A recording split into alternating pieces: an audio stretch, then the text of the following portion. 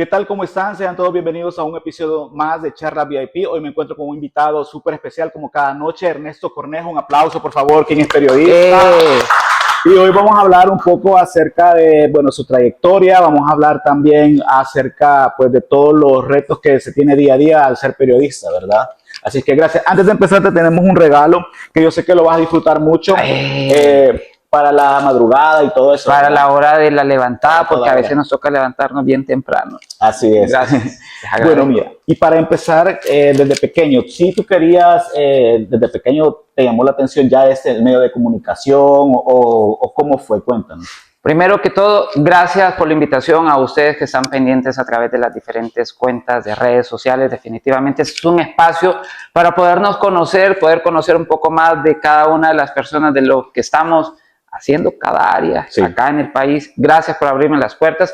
Y sí, fíjate que desde que estaba pequeño siempre me ilusionaba mucho, primero los aviones. Siempre miraba los aviones y decía, yo quiero estar volando los aviones, yo quiero ser piloto. Lastimosamente, como todo niño, pues siempre va en el camino, ya uno se va enfocando qué es lo que en realidad le va gustando. Llega un punto donde empiezo a ver que parte de mi familia en ese entonces estaba metida en temas siempre de comunicaciones institucional. Entonces empiezo a ver cómo empiezan a conformar un guión, una conferencia de prensa, el manejo de los canales, tanto periódico, televisión, radio. Entonces me fui metiendo poquito. O sea, mi mamá me llevaba y ella me llevaba a sus actividades y yo miraba, eso sí. O cuando mi papá se iba, ellos tenían antes, en aquel entonces, su radio, y este radio se los ponían ellos y hablaban, pero yo me lo ponía en la parte de atrás y me ponía en el espejo y decía, estoy dando las noticias. Entonces, desde ahí empezó la ilusión, y pues ya poco a poco se fueron abriendo los caminos para poder estudiar. Sí, me empecé a adecuar en los colegios. En aquel entonces daban, por ejemplo, electricidad, mecánica, ninguna de esas. Entonces ya me fui metiendo ya más al área de las comunicaciones, que fue lo que me gustó, y así es que poco a poco he ido desenvolviendo. Cuando le comentas a tus padres, porque pues antes uno tenía pues como que tener la autorización o el aval de nuestros papás, ¿verdad? De que, mire, yo quiero ser doctor, yo quiero ser eso. ¿Qué te dijeron? ¿Te apoyaron? Porque muchas veces, y quizás uno ya adulto ya lo valora más, porque uno dice, bueno, sí, la idea no es perder, o sea, porque ellos pagan la universidad, ¿verdad? Entonces, que algo que de verdad te dé, dicen, te dé. En este caso, ¿tuviste ese apoyo? En el caso de mis papás, siempre ellos me decían, vas a tener tu carrera, vos vas a saber, nosotros te vamos a apoyar. Eso sí, no queremos que andes de carrera en carrera, que te enfoques en lo que tú quieras y así es como vas a caminar. Entonces, en esa parte siempre me han apoyado ellos. Es más, mi papá era que me llevaba a los diplomados, siempre de comunicaciones. Él me iba a recoger a la universidad, él me iba a dejar a la casa, iba a una tarea. Entonces uno de joven decía, una escapadita con los compañeros. Nada, y ahí estaba él siempre y me decía, aquí estoy, hijo. Entonces ellos siempre han tratado de apoyarme en ese sentido hasta el sol de ahora. Claro, no, y mucha gente piensa, cuando uno le dice, ¿qué estás estudiando? Comunicaciones, o lo que sea, te vas a morir de hambre.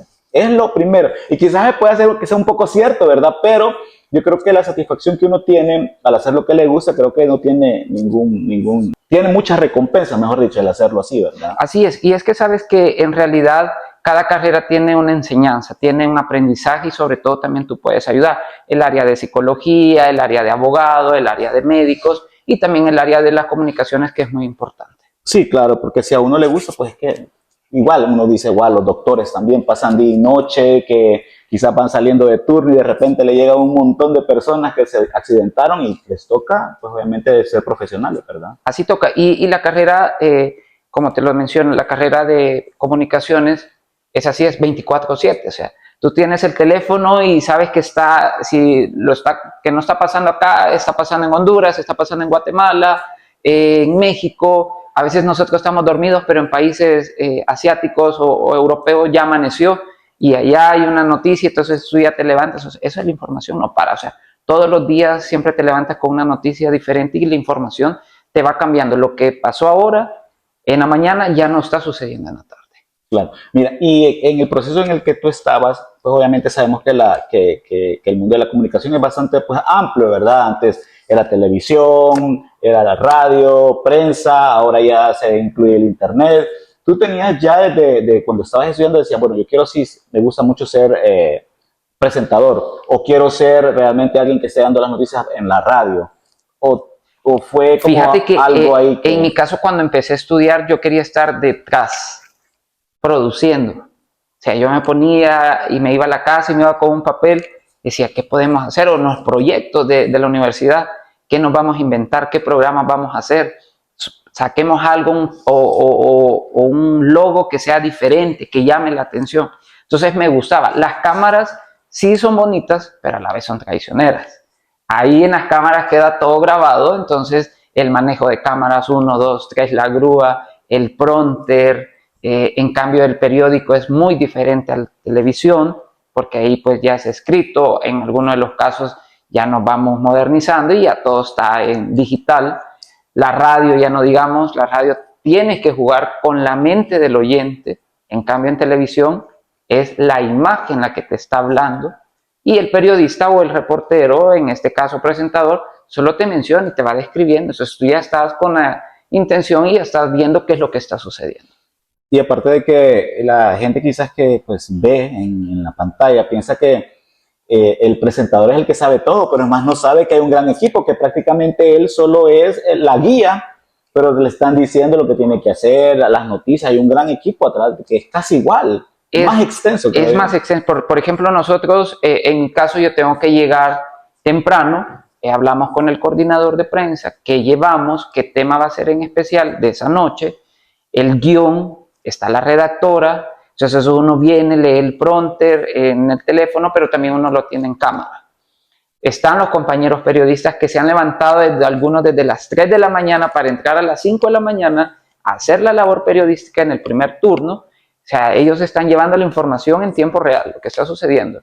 El equipo, principalmente el camarógrafo, ahí tú tienes que hacer clic con ellos, porque tú ya sabes qué imagen quieres, cómo lo quieres o cómo trabaja tu camarógrafo. Al final se vuelve en familia, todos somos familia. Sí, claro, porque es un trabajo en equipo, la verdad que es lo que te mencionaba, de que la gente piensa que solo es el talento que está frente a cámara, pero también el camarógrafo, o bueno, si tú sabes que eh, tiene una pieza muy fundamental dentro de tu trabajo, de lo que tú proyectas, y no solo es de ti, sino que también es un trabajo en equipo. Pues. Y al final, pues, los dos se complementan. Ahora ha venido la tecnología a marcar el periodista multimedia, que es, aplaudo también, pero no es lo mismo andar con un equipo que uno sabe, uno se apoya, uno se cuenta, o mira qué te pasó, qué tienes, por qué vienes triste. O sea, te llegas a complementar con tu equipo. Andas enfermo, anda enfermo uno, se apoya al otro, no, mira, vamos a... O sea, es un trabajo que al final te lleva a dar a la producción lo mejor cuando ya está al aire. Entonces tú sientes esa satisfacción cuando tú vas en la calle, la gente te dice, mira, me gustó este reportaje, me gustó lo otro. Entonces, porque es ese complemento. El presentador, sí, muchas veces, y yo siempre le he dicho, debe de también conocer la calle. Debe de saber también que no todo es set. También no todo es andar bonito, sin sudar y todo. Es bonito sentarse, las luces, el prompter, pero también es necesario que se conozca la realidad, porque allá afuera es otra realidad. Y sí, y eso sabes que es bueno que tú lo menciones porque la gente cuando se piensa, ve de menos incluso el trabajo en exterior, que quizás no come a tiempo, que quizás anda sudado y todo eso, porque todos nos quisiéramos ver bien en un set y todo, pero realmente creo que donde nace la noticia es en la calle, ¿verdad? Entonces, sí. Donde aguantas hambre, donde te mojas, donde tienes que andar el agua hasta la mitad de acá, luego si no la cadera, el sol, el viento. Bueno, con mi equipo que trabajo acá, hemos hecho caminatas de largo y hemos andado, a veces tú vas formal y el panorama te cambió rotundamente ya en el escenario y te toca quitarte y el traje y tú te vas y te pones las botas y sigues adelante. En mi caso particular, antes de llegar a ser presentador, primero fui rastreador. Empecé la etapa de rastreo en un set de televisión, redactor, internacionales, coordinador de prensa, luego jefe de prensa y así he ido. Entonces, hasta el sol de ahora que ya estoy en un set. Rastreador, me dijiste. Sí. Básicamente eso es si no me equivoco, es alguien que se está pendiente de hablar a los hospitales, a la policía. Es como la labor de la recepcionista en un canal que recibe las llamadas, recibe las denuncias, tiene que verificar que la información sea real, llamar a las autoridades, policía, comando, bomberos. Entonces, así es como empezamos. Y son tantas las anécdotas que cada uno tiene, la verdad, en el trabajo y todo. Cuéntanos algunas que a ti te ha pasado, que tú digas, de verdad, no, esto jamás me imaginé que fuera a pasar. Y luego nos cuentas una chistosa y quizás después una, pues, dolorosa, que lamentablemente, pues, no, las noticias que tocan dar, pues, muchas veces no son buenas, siempre hay tristes. Hay escenarios en los que el periodista se debe de enfrentar día a día. Hoy el escenario es diferente al de mañana. Las emociones también son muy diferentes en lo que tú vas a hacer. Me recuerdo que cuando yo empecé acá en El Salvador a ejercer el periodismo, a mí me tocaba en el tiempo de la violencia. Y fue bien duro pues ver toda la parte de lo que estaba sucediendo, el contexto anterior, y ver cómo tiraban los cuerpos a las partes traseras, la gente de forenses. Entonces ver esos escenarios son bien complejos. O estar en un entierro de alguien que no es tuyo, no es tu familiar, no es tu amigo, no es de tu entorno, pero estás viendo el dolor de la persona que está ahí. O sea, la empatía al escenario que tú estás viviendo definitivamente es, esos te han marcado. Otro de los puntos que te decía antes de entrar al aire era que yo trabajo mucho el tema migratorio, entonces entre las partes que estábamos había sucedido una noticia que habían muerto varios migrantes en Ciudad Juárez y yo estaba dando la noticia. Entonces en lo que yo estaba al aire sale la lista de posibles fallecidos o lesionados, salen los salvadoreños y empiezo a hablar. Entonces de repente veo que entre los mensajes de mi teléfono aparece uno que me decía, la persona que no sé si es que está lesionado o está muerto, pero es mi hijo. Ayúdame. O sea, empiezo a leer y empiezo a leer y empiezan a caer los mensajes. O sea, y al final era su hijo, que era entre las víctimas mortales. Entonces me dice, me enteré de esto en televisión abierta.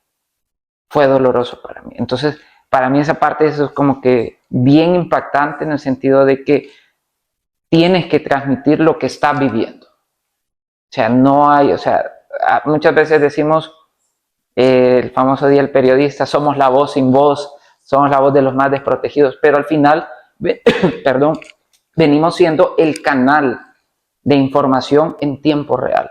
Y eso es lo que a nosotros nos caracteriza como medio porque estamos en el lugar de los hechos, donde se genera la información, donde está sucediendo la información. Entonces, otras que te puedo decir donde hemos salido y el escenario nos ha cambiado, hemos caminado kilómetros, nos hemos caído. Me recuerdo que estaba una vez al aire y acababan de lavar una cuneta, era aquí por El Salvador del Mundo, y empiezo yo a caminar y andaba zapatos de vestir. Entonces no me fijé y me resbalo y empiezo a patinar y yo estaba al aire. Entonces yo solo miraba que el camarógrafo le hacía y se reía y yo queriéndome reír, pero no podía porque estaba al aire. O muchas veces también en el escenario tú estás y te acuerdas de algo o a veces antes de entrar al aire han dicho una broma o algo, entonces, y quieres contener la risa, pero no puedes. Entonces, si estás entre risa y seriedad, y son escenarios a los cuales te debes de enfrentar y manejar constantemente. No, y aparte lo que tú mencionas, de que pues tú estás en exterior, das la nota, pero después te quedas siempre viviendo eso. Muchas veces te toca hacer, pues dar palabras de pésame o de alguien que no es tu familia, tú mencionas, no es tu familia, es alguien que, pues obviamente uno con decir mi sentido de pésame no es algo que pues la persona en ese momento el dolor no le cala, pues. Lo más duro que podría decirte es saber que la persona que tú vas a entrevistar tiene a su familiar fallecido, lo va a enterrar o se ha dado cuenta de la noticia y le tienes que decir qué sucedió, qué le dijo por última vez. Entonces, tocar el dolor, en mi caso personal, en el momento, en mi caso personal, y mi equipo también lo sabe, que a mí no me gusta sacar muchas veces los escenarios así. porque digo yo, me pongo en el lugar de las personas. No me gustaría que me entrevistaran a mí en un momento tan difícil o abordar qué fue, por qué, cuál fue la última plática, qué te dijo, qué te mensajeó. Entonces, esas cositas al final te llegan y te llegan a entristecer. Y cuando tú sales ya al aire de todo lo que ha pasado, a mí me lo ha sucedido, que estoy, quito el micrófono y yo me quito, porque yo me voy a llorar, o a veces yo vengo en el carro y me dice, ¿qué tenés? Más que estuvo feo, sí. Por eso te digo, el equipo, tú eres el complemento con tu equipo, con tu camarógrafo, porque estás y te conoce bien la mirada, te conoce bien el gesto, como que ya, vámonos. Entonces, esos escenarios son bien difíciles. Y en tu caso personal, porque creo que cada quien lo toma diferente, el pasar, eh, pues viendo ese tipo de cosas, ¿cómo separas eso a tu vida personal? Porque pues, llegas a tu casa, pues está todo bien, está un perrito que te espera, no sé con quién tú vivas, comida, juegos, internet, no sé, ¿cómo puedes separar esas dos cosas? Es bien difícil, te voy a decir, es bien difícil en el sentido porque esas emociones se las tienes que sacudir antes de entrar a tu casa. Yo tengo una regla para mí, puedo decir los demás colegas, pero en mi caso personal es que yo llego a la oficina, puedes llegar con emociones y todo, pero o sea, te las tenés que sacudir porque la oficina, tus compañeros no tienen la culpa. Tu productor no tiene la culpa, entonces si te pasó algo, sí, fíjate que ando un poquito mal, me está sucediendo esto, pero luego hablamos. Pero ya viene la jornada del día y todo, y tienes que presentar cosas, y llegas a la casa, entonces llegas con esas emociones, lo que te decía, las noticias que suceden antes de entrar al aire, entonces te las tienes que sacudir, a veces es así, todos tenemos sentimientos, todos tenemos emociones, entonces nos toca muchas veces esas emociones guardarlas y saber que te debes al público que está detrás de un teléfono, que está detrás de un televisor, que te está viendo en señal abierta a nivel nacional, a nivel internacional, pero tú no le puedes mostrar eso. Yo he tenido un año bien difícil personalmente porque se murió uno de mis mejores amigos y yo iba a entrar al aire y me hablan y me dicen, pasa esto. Yo estaba próximo a entrar al aire, media hora tenía. O sea, a mí el semblante, pero tenía que salir al aire. Y así son cositas o escenarios que te suceden, entonces que te toca maquillar la situación, te debes de afrontar y es como que todo está bien, sí. Pero ya cuando pasa esa realidad y ya te sientas en tu carro y ya llegas a tu casa, te quedas en tu sillón, dices, wow, cómo lo hice y todo. Entonces, al final todo eso te va haciendo, te va forjando como persona. Y hablando un poco, tú pues eres corresponsal. ¿Cómo ves hablando en el tema de producción, de equipos que se tienen en Estados Unidos, porque la gente piensa, no, está en Estados Unidos, todo es así. En mi caso, en el área donde yo vivo, los camarógrafos, o sea, los camarógrafos van con su cámara, ellos llevan su cámara, su tipo de discos, son mujeres, ponen la cámara, ellas mismas se graban, no tienen camarógrafo quien ande ahí ayudándoles con las cosas. Entonces piensan de que por ser Estados Unidos tienen todo más fácil. La nueva era de la televisión va a cambiar. Y esta va a ser digital y por medio de teléfonos. Ahí vamos a ver que tristemente nos tenemos que adecuar. Por ejemplo, yo empecé como periodista multimedia acá, debo ser bien sincero, sé que nadie nos está viendo, pero así en el sentido que aquí todo queda entre nosotros. Sí. Yo no quería ser periodista multimedia. Yo decía yo no. Porque decía, no voy a tener camarógrafo, no voy a tener quien ande conmigo, quién va a manejar, quién va a hacer como esto. Que el internet era como... ¿Quién va a hacer? Y es como que, mira, vas a tener que ir allá y pues voy a manejar un carro estándar. Para mí fue un reto, te voy a ser sincero, para mí fue un reto porque decía, ¿cómo vamos a hacer? ¿Cómo vamos a hacer? Y fue como dijo mi jefe, vámonos. Te voy a decir, no te voy a decir quién, pero si alguien muy reconocido me tocó ir a entrevistar esa vez, mi primera vez. Y yo con la cámara y el micrófono.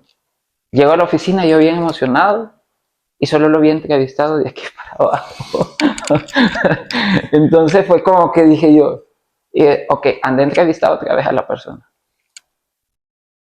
Y fíjate en el encuadre, preguntar. Y era como que no, ¿cómo vamos a hacer? ¿Cómo vamos a hacer? Entonces, el escenario de Estados Unidos es muy diferente al de este. Muy diferente. Entonces, tú debes de tener esta parte, con lo que tú mencionabas, muy diferente. Y bueno, de tantas cosas que le pasan a uno, en televisión, algo que te haya pasado en set, cuéntanos. El prompter. Se te traba el prompter, llevas una mención. Pero, perdón que te interrumpa, antes usaban papel. Antes era para papel. hoy el teléfono. Y si se te bloquea el teléfono, se te descarga. Te digo, en la nueva generación a la que estoy entrando, a la nueva realidad de los medios, es muy costumbre el prompter. Por ejemplo, en mi caso, me toca correr el noticiero estelar, tanto acá como en Estados Unidos. En Estados Unidos tengo una escenografía, lo que hablábamos anteriormente, de un teléfono, 2 luces, nada más mi referencia. No hay prompter, hay frío, hay calor, hay viento, hay personas caminando. Entonces, el prompter es el teléfono 10 minutos antes a leer. Por lo menos a que se te memorice las primeras 2 líneas de la idea que tú quieres dar. En set a veces ha pasado que te digo, se te va el apuntador. Como en cualquier producción se puede ir el apuntador y es como que tú estás con el teléfono y bueno, vamos al aire, 5, 4, y a veces de lo distraído a veces no sabes que ya estás al aire y ya está la cortina y suele suceder. Otro de los casos es cuando se dan menciones de publicidad. O sea, debes de saber qué es publicidad. A veces puede pasar alguna tilde, algún punto. Entonces, esa es la diferencia para todo. Entonces, la pronunciación, a veces a la hora de grabar, te ríes porque, ¿y cómo digo esto? ¿Y cómo digo lo otro? Pero ya sabes que al aire ya cambia esa escenografía. Sí, claro. Fíjate que he tenido la oportunidad de pues, ver diferentes noticieros, tanto internacional como nacional, y pues antes creo que se caracterizaba como que la persona súper seria, ¿verdad? Era la seriedad y nada de risa. He visto unos en Honduras, bueno, para ser más específico, un noticiero donde de repente hablan y empiezan a, o sea, las muchachas van vestidas totalmente diferentes, de repente cuentan chistes, se ponen a tomar café. En México, incluso un noticiero en Monterrey, terminan el noticiero y terminan bailando. ¿Cómo ves esa actualización o esas cosas normales como que ya no es esa línea pues tan seria de que los dejan ser más a los presentadores que sean ellos, pues? Es la nueva era televisiva en escenografías. O sea, muchas veces decimos, si bien es cierto, yo siempre tuve un buen mentor en el canal que me decía, si vas a hablar de un homicidio, no vas a hablar y te vas a estar riendo. Vamos a poner los contextos. Entonces, ahora ya esta situación ha ido cambiando. No lo vas a decir riendo, claro que no. O una noticia trágica, no. Pero sí van a haber como espacios donde tú puedas interactuar con la nota, el periodista o información que es en desarrollo, dependiendo del tema. Tema cultural, tema musical. Por ejemplo, ahorita viene una fiesta en el oriente del Salvador, muy famosa. Vamos a estar ahí. Va a estar toda la escenografía de noticias. Entonces nos dicen, van a tener que bailar. A mí no me gusta bailar. No, entonces vienen y dicen, van a bailar. Entonces te va a cambiar el chip. Entonces ya la gente ya empieza, mire, vamos a verlos. Pero miren, vamos a bailar con las orquestas. Entonces, quieras o no, todos salimos a compartir con los amigos, bailamos las cumbias, ya viene la temporada de las cumbias, los panes, la gallina, los tamales. Entonces, se debe de tener esta apertura, ya se va votando. Si bien es cierto, va cambiando, pero no drásticamente como en otros lugares que sí que tú ya mencionabas, sí se da este cambio radical en las noticias. En El Salvador todavía lo he visto poquito, Sí, no lo he claro. visto tan, pero ya después Ya vas a dentro de ver poco. diferente. No, y quizás, bueno, obviamente tú sabes, la plataforma de TikTok que saca como los videos más, lo más viral, ¿verdad? Obviamente sé que quizás tienen esos noticieros un momento de seriedad porque no van a dar una noticia trágica bailando o Sí, riéndose, ¿verdad? sí. Creo que es como lo que se vuelve más viral, es eso, pues. Y a la larga, quieras o no, las plataformas van a llegar a ser el plus. Si no es en 2 años, 3, 5, al final ya los medios se van a tener que adaptar a la nueva realidad que son las redes sociales. Y sí, y sabes qué bueno que mencionas eso, porque cuando yo he tenido la oportunidad de ir al centro histórico, veo a muchas personas con su trípode y su teléfono haciendo live. Y no son de un noticiero ni de un canal, pero poco a poco las personas se van soltando y pues también ayudan, pues porque o sea, creo que te ha pasado que de repente casualmente alguien iba pasando y exactamente grabó el momento, el accidente o cualquier noticia, cosas que ustedes no, o sea, por ir en el camino, había tráfico o algo, pues les toca comunicarse con ellos y ya tienen eso en exclusiva. Y te voy a decir una cosa, al final el que está detrás de una pantalla de teléfono es el reportero en el lugar. Es el primero. Ya nosotros ya llegamos rascando la cola, como decimos, o sea, porque a veces ya se han movilizado o han quitado un accidente y todo, pero ya hay una fotografía.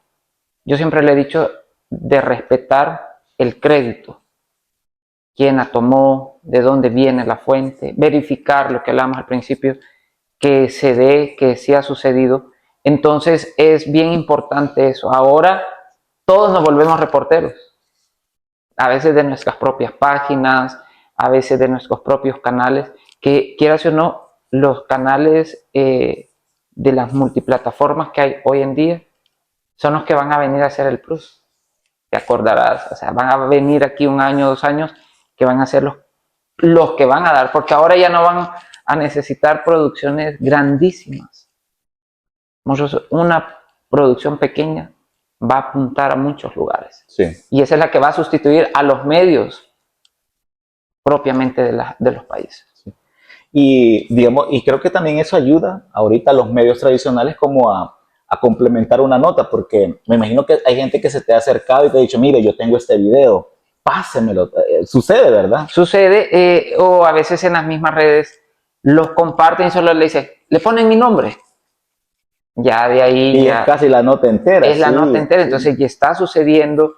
Hay un temblor, casas, a veces en Ahuachapán, lugares lejos, pero la gente manda las fotos, entonces ya ese ya te sirve de referencia.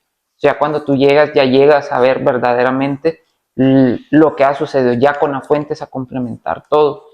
Pero como te repito, ya los canales virtuales son los que, para mi parecer, van a ser el número uno, no solo en El Salvador, sino que a nivel de la región, los que van a venir a sustituir los canales fuertes. Claro. Mira, y hablando ya un poco acerca del compañerismo que existe, porque creo que la gente muchas veces se deja guiar de que, no, porque como por ejemplo canales de televisión grandes mexicanos que tienen una rivalidad y todo, pero ¿cómo es con los colegas de otros medios? No existe ninguna rivalidad, No, incluso yo escuchaba a otros periodistas que hemos tenido acá sentados que de repente se apoyan entre ellos mismos. Incluso, hey, mira, veniste tarde, mira, te puedo apoyar con estas imágenes. ¿Existe ese apoyo? existe ese apoyo, claro que sí, existe ese apoyo en el sentido de que a veces un BTR tú no lo tienes porque el tráfico se estaba tardado, o una imagen y te dicen, ok, mira, te la voy a compartir, prestemos acá. A veces sí hay como que no por la persona, no por el compañerismo, sino que a veces la línea editorial no te lo permite. Entonces ya ese ya es entre jerarquías grandes que ya pues ya se ponen de acuerdo y se comparten en ese sentido. Sí. Pero rivalidades, por ejemplo, en caso particular, yo con todos me llevo, yo con mi equipo, con los que andamos afuera, broma, chistes, ya cuando es seriedad, seriedad. Ernesto, a ti se te dio una oportunidad que creo que muchos desearan, el poder trabajar pues como corresponsal en otro país, para ser específico en Estados Unidos. ¿Cómo fue? O sea, ¿lo pensaste o no? ¿O de una, vámonos? Te dijeron, mira, te vas a ir, pero está esto y esto. ¿Cómo fue? Cuéntanos. Fíjate que el proyecto llegó plena pandemia. Llega en plena pandemia, empiezan a hablar el tema migratorio, la crisis del contexto de movilidad humana, tanto de Sudamérica, Centroamérica y México, hacia la frontera sur de los Estados Unidos. Se habla del proyecto, muchas personas empiezan a aplicar, a querer obtener el perfil, lo daban. Es lo que hablábamos la tecnología anterior, en los bloques anteriores, el periodista multimedia que ahora tú te grabas, yo no lo quería. Es lo que te digo, cómo es contradictorio las cosas. Sí. Y llega la propuesta y me dicen, ok, llega esta propuesta, te tienes que ir, tú vas a hacer tu producción completamente. Periodista, camarógrafo, editor, presentador, corresponsal. ¿Aceptas? Sí. Entonces dije yo, ok, firmamos. Lo que era un proyecto para 6 meses, ya se convirtieron ya casi en 6 años. Entonces, empezar a viajar a la frontera, empezar a viajar a las ciudades, empezar a ir a lugares muy emblemáticos de Estados Unidos por tema trabajo. Y te llega esta oportunidad de representar no solo a una compañía, sino que a todo un país y a toda una cadena de habla hispana de la realidad de lo que está sucediendo. Es decir, abordar con la comunidad salvadoreña residente en Los Ángeles, departamento número 15, ver la realidad de ellos, cómo dejaron su nación, cómo emprendieron, qué hicieron, sus historias de vida, que quizás en el camino venían 20, murieron 10, pasaron solo 5. Conocer ese detrás de esa historia. Entonces, al final, me llega esto, se me abren las puertas de muchísimos lugares. Llegar a una etapa para mí de poder representar no solo mi país, sino que también mi empresa, la que me vio crecer. Entonces, llegar a hacer este trabajo muy arduo, enfrentarme a escenarios de nieve, enfrentarme a escenarios de intensos incendios, a reportar la noticia de Estados Unidos para acá en lenguajes muy diferentes. El idioma, tus fuentes, estar solo, porque todo este tiempo me ha tocado estar lejos de la familia. Eso te iba a preguntar, que ¿ya habías viajado antes a Estados Unidos o era la primera vez que tú?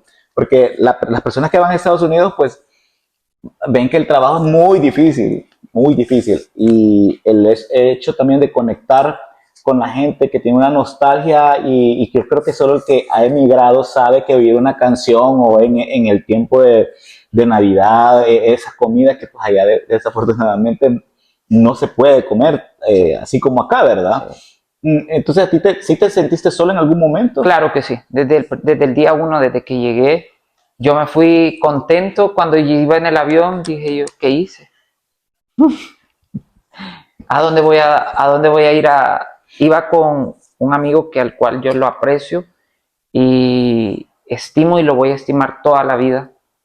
Mi otro amigo que también murió, me abrieron las puertas de su casa sin conocerme. Dormir en un sofá, luego que tenían que mudarse, dormir en una alfombra, di que tu alfombra estaba bonita, y levantarme y salir a trabajar todos los días. Saber dónde iba a lavar mi ropa, dónde iba a planchar, dónde iba a cocinar. Cuando me hablaba mi mamá o mi papá, era como que, ¿todo está bien, hijo? Sí, papá, sí, todo está bien. Y a veces no había desayunado. Y hablando en el carro, sí, para que nadie más escuchara. Estar en un parque, ver el domingo de familia, sentarme, ver a cada uno de ellos, compartir y salir al aire, como que todo está bien.